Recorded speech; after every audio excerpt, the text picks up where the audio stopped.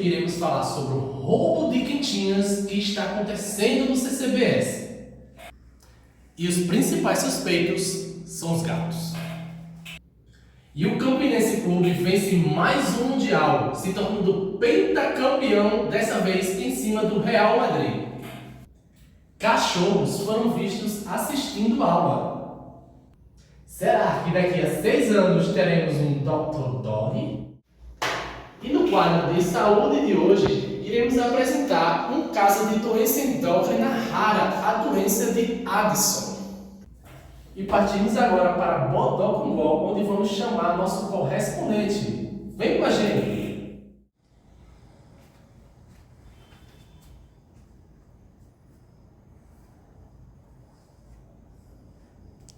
Estamos tendo um problema de áudio, volta para mim. Peço desculpas que estamos passando por um problema técnico, mas já estamos retornando com o link, hein? Então vamos voltar com o nosso repórter.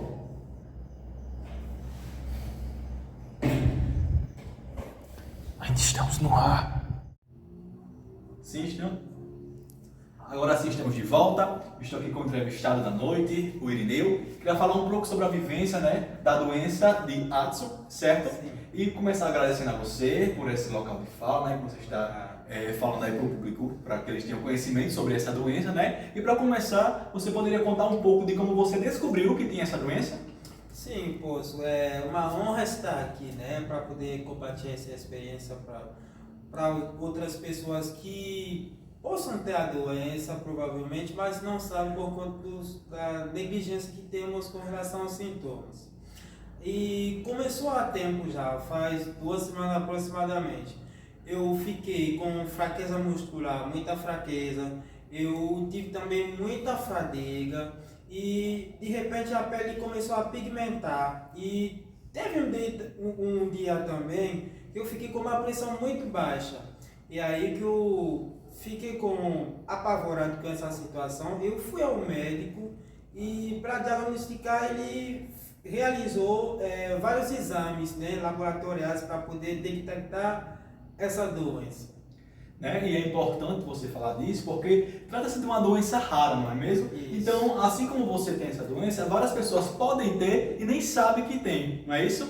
E referente, Irineu, à sua qualidade de vida, a como você consegue realmente viver com essa doença. Eu queria saber como é assim o seu dia a dia mesmo. Certo. No dia a dia tá tudo melhorando. Eu não vou falar que eu estou totalmente curado, porque aí nós estou tomando medicações, mas a medicação tá boa, ela tá ajudando muito, porque tem atividades que eu não fazia antigamente, que eu consigo fazer agora. Aí eu consigo lavar louças, roupas, dar uma arrumadinha na casa e andar de vez em quando e fazer atividade física. Enquanto isso eu não fazia antes. Então, desde que eu comecei a tomar medicação, essas atividades eu comecei a fazer de novo. Aí eu pensei que eu estou conseguindo, estou melhorando aí. Então. Certo. Então foi, gente, aqui. Muito obrigado ao Irineu, por compartilhar a sua história com a gente. E para aprofundar um pouquinho mais sobre essa doença, certo? Nós convidamos aqui o Dr. Drauzio Metinelas para falar um pouco sobre essa doença para vocês, público de casa. Pode vir, Drauzio Metinelas. Então, como falei para vocês, estou recepcionando aqui o Dr. Drauzio Metinelas. Queria explicar um pouquinho para vocês sobre a doença, Estamos liberando aqui o nosso entrevistado da noite, que ajudou bastante dando a sua voz, para reconhecer mesmo, para explicar para vocês um pouquinho dessa doença. E o senhor, como médico, queria que você explicasse um pouquinho para o pessoal de casa o que caracteriza essa doença. Bom, cumprimentando o pessoal de casa, vocês também agradecendo pelo espaço para poder ampliar o conhecimento acerca dessa doença. Ela é uma doença que acomete tanto crianças quanto adultos e ela é caracterizada por uma hipofunção ou até mesmo uma falência da glândula suprarrenal, principalmente na parte do córtex, que é a parte mais externa da suprarrenal, o que acaba acometendo e modificando a formação de hormônios como o cortisol, a aldosterona e os andrógenos. Doutor, e o que é que causa essa doença? Bom, essa doença ela pode ter diversas causas, dentre elas causas genéticas e também causas associadas a outras doenças, como por exemplo os granulomas, que é uma característica, por exemplo, da tuberculose. Também pode ser causada por tumores, por amiloidose e hemorragias e necrose inflamatórias. Também existem relatos de casos em que medicamentos que regulam a síntese dos corticoides também geraram essa doença que é chamada de doença de Addison.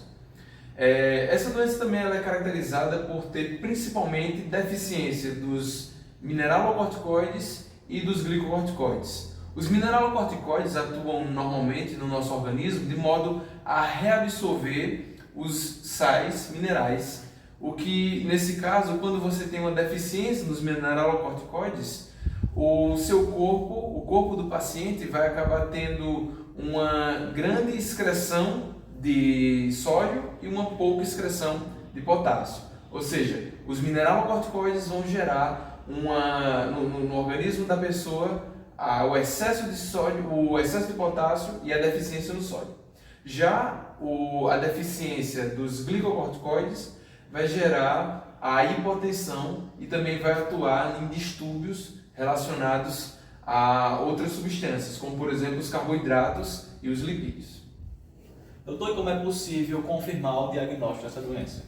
Bom, o diagnóstico dessa doença ele vem através da identificação de todos os sintomas que eu já falei, ou seja, o médico vai identificar que o paciente tem fraqueza muscular, que ele tem muitas náuseas, dor de cabeça, pressão arterial baixa e também existem alguns exames laboratoriais mais específicos que vão identificar que o paciente vai ter baixos níveis sanguíneos de sódio, baixos níveis sanguíneos dos hormônios de cortisol, por exemplo, de aldosterona e também vai ter altos níveis de potássio.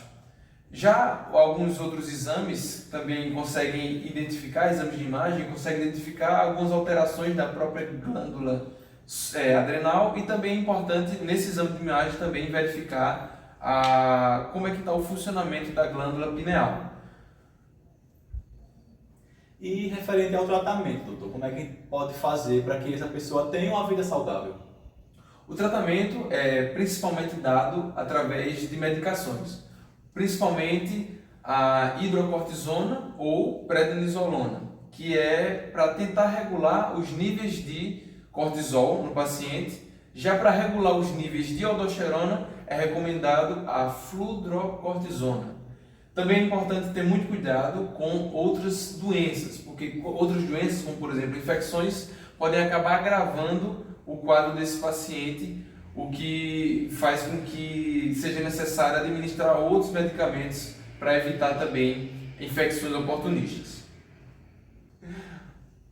Então agradecemos aqui a presença do Dr. Drauzio Vraunelas, ao nosso convidado especial Irineu, e esperamos que você tenha aprendido sobre a doença e que caso você tenha, falando novamente, algum sintoma, algo parecido com isso, que procure um médico, que um médico vai sim confirmar o seu diagnóstico.